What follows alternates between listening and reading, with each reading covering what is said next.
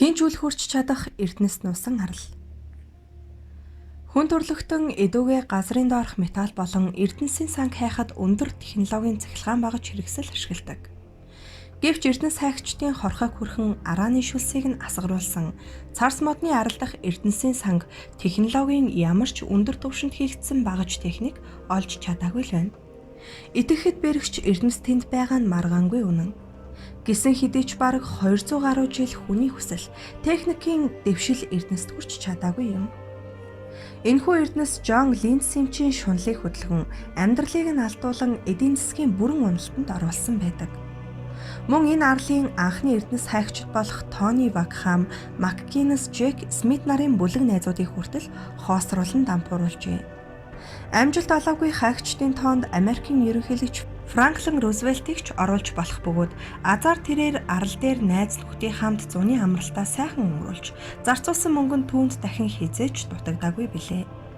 Смит, Вакхам, Маккинес нар 1795 оны нэгэн сайхан өглөө царс модны арлын эрэгт зангууга хайсан цагаас хойш эрдэнэс олсон гэдэгтээ бүрэн итгэцгээжээ.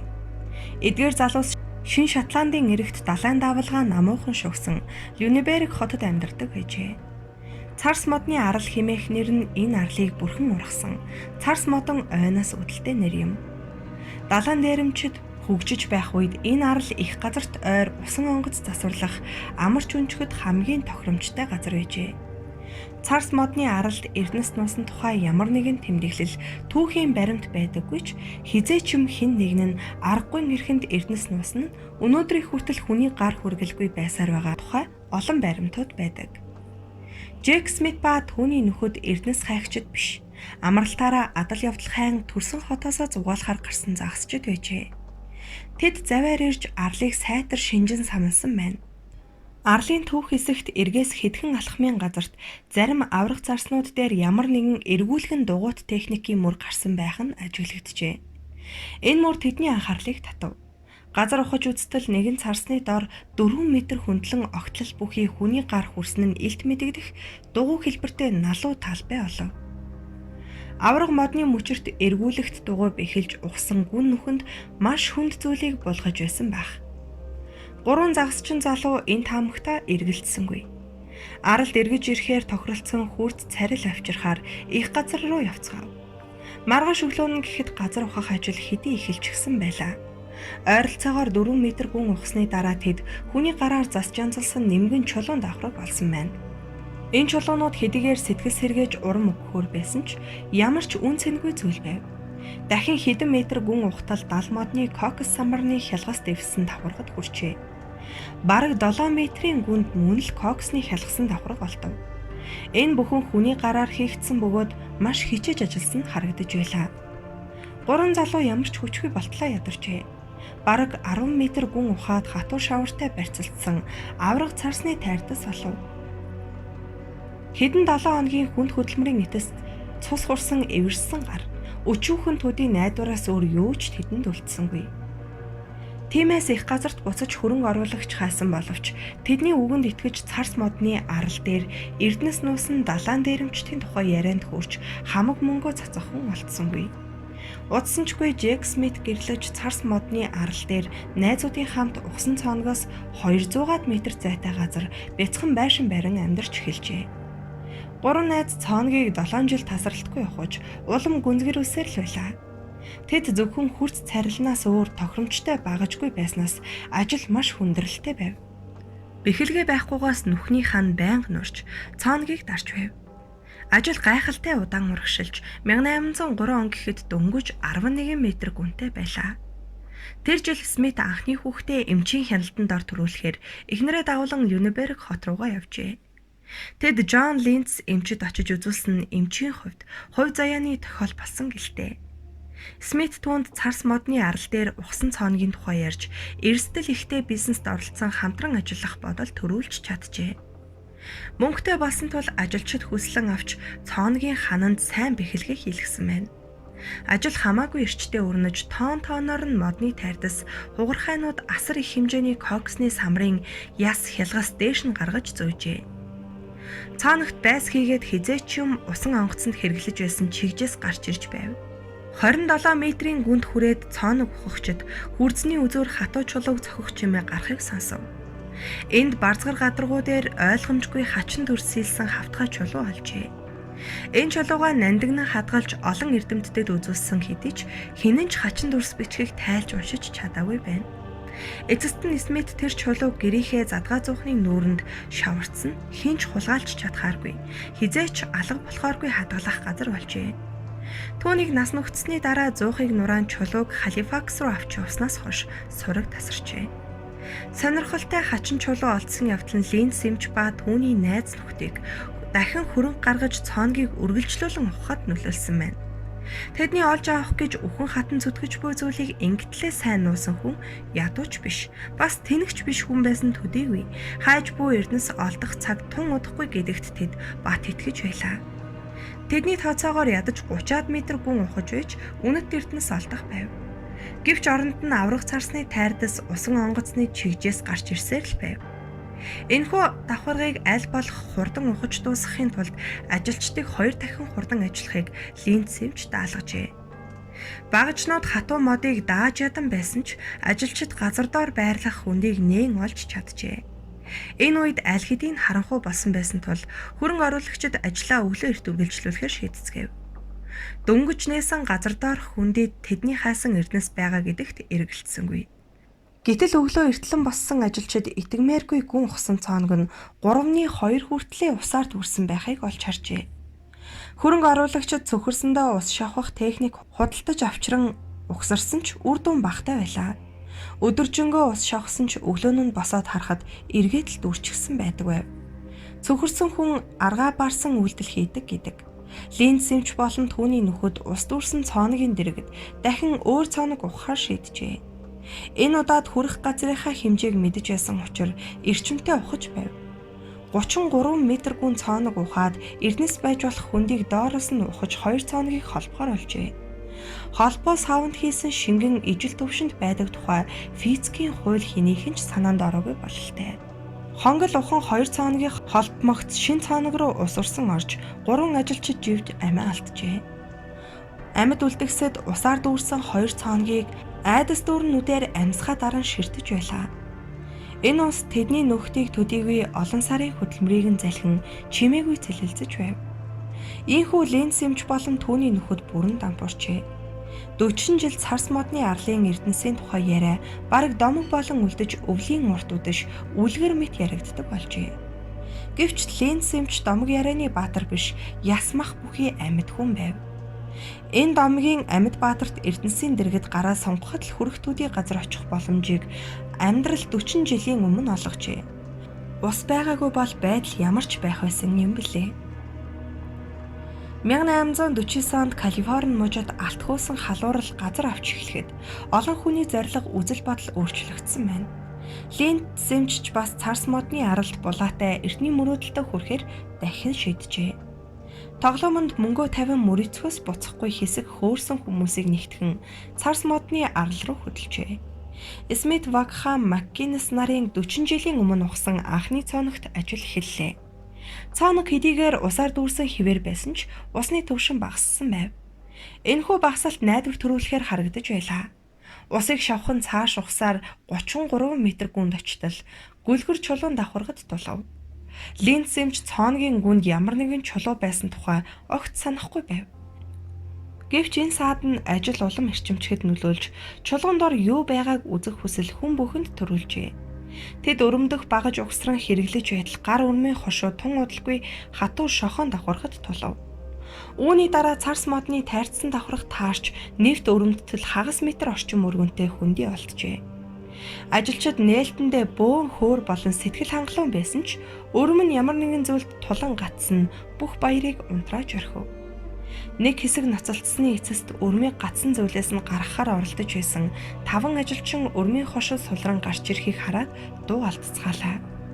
Өрмийн хошуунд асар том алтан гинжний хэсэг бололтой 3 холбоо алтан цагирах тэгэлдсэн байжээ. Гэвч усан нүхээр ус орж ирэн бүх техникийг эвдэж орхив. Энэ удаад азар хүний амь өргөдөөгүй ч ажил дараагийн зам хүртэл зогсжээ. Эрдэнэс хайгчид хэд хэдэн мэрэгжлийн инженер хүслэн цооногийг илүү хурдан аюул багтай ухахаар шийджээ. Хөлсний инженерүүд бэлтгэгдсэн хамгийн туршлагатай мэрэгчлэтнүүд байлаа. Царсны зузаан давхраг ийм хүчтэй усыг нэвтрүүлж байгаа нь инженерүүдэд сонин санагджээ. Далайн усны төрөлт таталтаар цооногдох усны түвшин ихсэж багасж байгаа нь ажиглагдав. Өөрөөр хэлбэл ус гүний биш, далайн ус буюу далайд хүрсэн хонглоор ус урсан орж ирдэг гэсэн үг ажээ. Цооногийн ойролцоо угсан туршилтын өрөмдөлт энэ таамгийг баталжээ. Далайн эргийн булангаас цооног хүртэл хонгол байсан нь Эрдэнэсийн эзэн газрын гүндэх эд баялагтаа хүрэхийн тулд ямар нэгэн хаалтаар хаадаг байсан байх гэсэн таамаг дөрвөлж байлаа. Энэ хаалт нь царсны тайрдас усан онгоцны чигжээс дал модны самарны хялгас зэрэг байсан байж болох юм. Инженерүүд далайн түвшин газрын гүндэх хонглын гүнийг тооцоолж будаг хийхэд далайн эргийн булангийн усанд гарч ирсэн байна. Смитийн нэрээр нэрлсэн энэхүү далайн буланд инженерүүд малталт хийн газар доор хонглын амийг олсон байна. Энэ туршилтын үр дүнд үндэслэн Эрдэнэс хайгчид сүүлийн мөнгөө асар том хамгаалалтын хаалт хийхэд зарцуулахаар шийджээ. Хаалт хийхийн тулд ажилчид юуны өмнө хонглын амийг чулуу модны хогноос цэвэрлэн Эрдэнэс хүрэх замыг чөлөөлөх хэрэгтэй байв. Амжилтанд хүрэх амархан санагдаж эхэллээ. Хамгаалалтын хаалт барьж байгуулах ажил тэдний сүүлчийн мөнгийг залгиж дуусч байх үед нь далайн шуурга бүхнийг сүйтгэж хаалт Эрдэнэс олох хүсэл бүхнийг авч уджээ. 1865 онд царсны аралд мэрэгжлийн Эрдэнэс хайгчдын бүлэг ирж Эрдэнэсийг гаргаж авахыг хичээсэн боловч Линц эмчийн хүрснээс илүү амжилтанд хүрч чадсангүй. Эрдэнэс олох энэ оролдлогыг Нью-Йоркийн хэсэг бизнесмэнүүд ивент итгэж зөвхөн ус шавхах техникийг л гэхэд $100,000 авчээ. Гэвч эдгээр баячууд ч гэсэн эцэст нь бууж өгч арай илүү найдвартай зүйлд мөнгө оруулахар шийдсэн байна. Цооногийг тасралтгүй дүүргэх ус ямар ч хүнийг цөөхрүүлж байлаа. 1893 онд Фредерик Блэр гэгч даатгалын газрын менежер шинэ оролдлого зохион байгуулж арлын зүг их хэмжээний мөнгө туршлагатай инженерүүд дагуулan хөдөлжээ. Блэрд ус шавхснаас усан дотор нь цооногийг үргэлжлүүлэн ухвал дээр санагджээ. Блэр өөрт байгаа бүх мөнгөө Эрдэнэс байгаа гэсэн баталгаа олдтол цооног ухах ганц ажил зарцуулахар шийджээ. Түүний Аз дутхад анхны ухалтаар л өрмөн модон авдар дүүрэн алтанд хүрсэн нь илт мэдэгдсэн байна. Өрөмний хоршонд үлдсэн мөрийг ажиглавал авдарнуудыг барилгын хатуу модоор хийж ус нэвтрэхээс хамгаалан 5 см орчим зузаан хар хайлангаар шавсан аж. Дараагийн ухалтаар WI үсэг бүхий пергаментын цаасны өөдөс гарч ирэв. Эрдэнэс үнэхээр байгаа гэдэгт бүрэн итгэсэн Блэр ажилдаа дайран оржээ. Цооногийн усанд будаг хийсэн туршилтын дүнд инженерүүд нэг биш 2 хонгол байгааг олж мэджээ. Эдгээр хонгол нь далайн төрөлтийн үед Эрдэнэсийг хамгаалах зориулалттай байсан байна. Нэг нь Смитийн булангаас эхэлж нөгөө нь хэдхэн зуун метр зайд жижигвтер булан хүрч байжээ. Блэр 4 жил тэмцэн цооногийг маш их гүнзгийрүүлсэн хэдий ч эдийн засгийн дампуурлалд орсон тул цааш үргэлжлүүлэх ямар ч аргагүй болжээ. Ийхүү 1903 онд хөрөнгөгүй улмаас бүх ажил нь зогсжээ. Ирээдүйн Америкийн ерөнхийлөгч Франклин Рузвельт 1909 оны 8 дугаар сард Эрдэнэсийг гаргаж ирэх зорилго бүхий кампани байгуулжээ. Түүний найз нөхөд нийлэн арал дээр зуны амралтаа өнгөрүүлэнгээ Эрдэнэс олохыг хичээсэн ч сайхан амарсан сэтгэгдлээс өөр юу ч үгүй боцжээ. Эрдэнэс хайхад их хэмжээний хөрөнгө зарцуулсан сүүлчийн хүн нь газрын тосны толгой баян тэтгэврийн хөгшин Гилберт Хейден гэгч байв. Тэрбээр 1935 онд асар их мөнгө уурхайн орчин үеийн техник ачсаар аралд иржээ. Хейден энд хэдэн жилийг өнгөрөөж өрөмдлөгийн болон ус шавхах хамгийн орчин үеийн бүхэл аргыг хэрэгэлсэн ч жирийн амьдралд морьшиг зүтгэн амжилтанд хүрдэг тэрбээр энэ удаад ялагдал хүлээхээс өөр аргагүй болжээ. Уурхай малталт өрөмдлөлтийн талаар гайхалтай туршлагатай болсон ч Эрдэнэс олж чадсангүй. Тэрбээр арлыг орхин явахын өмнө царс модны арлын Эрдэнэсийг ойрын 150 жилд хинч хүрч олж авч чадахгүй гэж хэлсэн байна. Газрын гүнд маш сайн хамгаалалт бүхий нүхэнд юу байгаа талаар 2 таамаг байдаг байна.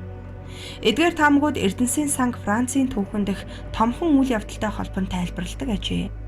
Эхний тайлбарыг Америк нэгдсэн улсын ерөнхийлөгч асан Рузвельт хүлээн зөвшөөрч байжээ. Энэ нь газрын гүнд 14-р Людовик хааны Эрдэнэс булаатай байх гэсэн таамаг ажээ. Цаазаар ахуулсан Людовик хаан өөрийн толгоогоо хамгаалах гээд завгүй байх үед ордны хаттын нэг нь Эрдэнэсийг хулгайлан арал дээр нуусан байх боломжтой юм байна.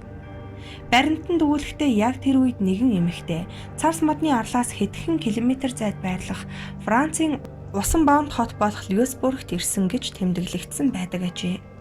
Өнөөдрийн хүртэл энэ хадагта ямар зорилготой, ямар ачаатай явсан тухай ямар нэгэн баримт олдоогүй байна. Дараагийн таамаг шинэ ертөнцид болсон Англи Францын мөргөлдөөнтэй холбоотой. Тэр үед Францын засгийн газар Люксембург боомтын ойролцоо зэвсгэлсэн хамгаалалтын цэг байгуулахаар шийдвэрлэсэн ба үүнд зориулж Францаас 1000 ногоонтой дүүцхээс үн бүхий алт явуулсан ажээ. Баримт нотолж байгаагаар ачаа Люксембургт хүрсэн бөгөөд тентхийн мужийн захирагч авчирсан алтны өчүүхэн хэсгийг л зэвсгэлсэн хамгаалалтын цэг байгуулахад зарцуулжээ. Үлдсэн алтыг мужийн захирагч Францын засгийн газарт буцааж өгсөн хэсэг талаар ямар ч баримт үлдээгүй байна. Царсны арлын ертөнцийг авах гэсэн оролдлогууд хэдийгээр амжилтгүй өнгөрсөн ч Эрдэнэс байгааг батлах олон тооны баримт нотлохог үлдээжээ. Эрдэнэсийн эрэлжтийн ихэнх нь модон авдранд алт байгаа болон авдар нь хар хайлмгаар маш сайн шаваастай байгаатай санал нийлдэг. Техник огт хөгжөөгүй үед Эрдэнэсийг асар хүнд нуусан үл мэдэгдэх хүмүүсийн чармаалтыг бахархаад баршгүй. Газар доор 2 хонглыг амжилттай ухахын тулд далайн хүчтэй давлгааг эсэргүүцэн хаах авраг хаалт далан эхлээд барьж байгуулах хэрэгтэй байсан байж таарна. Энэхүү асар хүнд ажил дууссаны дараа л Эрдэнэсийг газар доор хонголд нуусан байх. Дараа нь усны хонглыг дал модны самрын хялгасаар чигжиж цооногоо булаад хамгаалалтын хаалтыг эвдэн хин нэгэн эрэлжинд санаатайгаар усан занг орхисон тэр ээжээ. Эрэлжид хизээч Эрдэнэс байгаа газрыг тодорхой зааж чадаагүй байна. Эрдэнэс газрын гүнд байсаар байгаа гэдэг итгэл орчин үеийн мэрэгжлийн Эрдэнэс хаягчдын сэтгэлийг байнга гжигдэн хорхойг нь хүргэж тэд ч цахилгаан багжаа барьсаар арлыг зорин ирсээр байдаг. Эд баялаг Эрдэнэс царс модны арал дээр 200 гаруй жил болжээ. Далайн давстай ус мэлтэлтсэн 2 цооногийг явуулын хүмүүс ирж харна. 200 жилийн өмнөхтэйгээ адил Эрдэнэс тэнд хэний ч гарыг хүргэлгүй хэн нэгний хүлээсээр л байгаа юм.